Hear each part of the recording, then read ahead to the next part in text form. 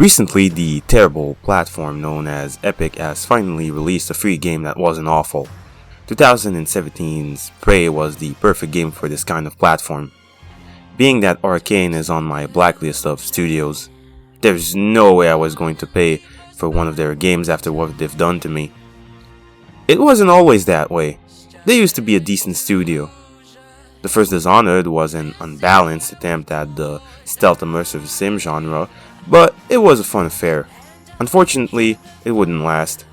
Arkane went off the rails after the success of their first game. Yeah, I'm aware that they have other titles, but who cares? They start at the Dishonored the same way people think that CD Projekt starts at The Witcher 3. After that smash hit, they simply followed the classic get woke go broke path. Regarding Dishonored 2, we already talked about the involvement of the one who must not be named. Obviously that didn't help sales, but the studio would not stop there. They would increase the diversity quota with their DLC and make their ultimate affront with Wolfenstein Youngblood. Youngblood was a particularly deep cut for me as the new Wolfenstein titles were pretty good, specifically the Old Blood and the New Order. The new Colossus was a massive disappointment, but Youngblood was the final nail in the coffin that let me know it would never be normal again. Not only was it a terrible game with all the worst fashion trends of the era, it also followed the woke trend.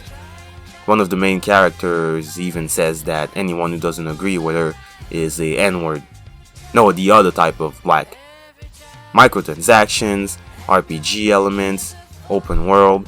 It really was the perfect representation of games of that time, both story and gameplay wise.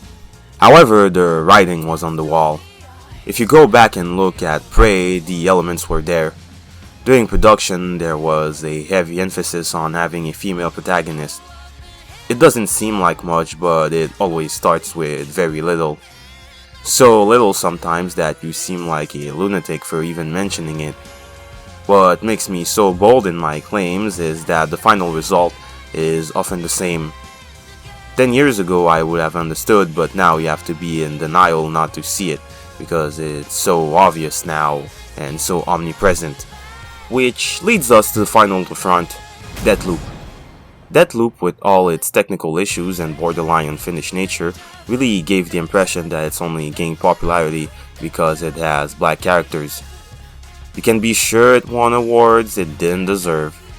With Redfall, their new game coming up, I have absolutely no hope. In the worst case, it's going to be an unplayable mess focused on virtue signaling.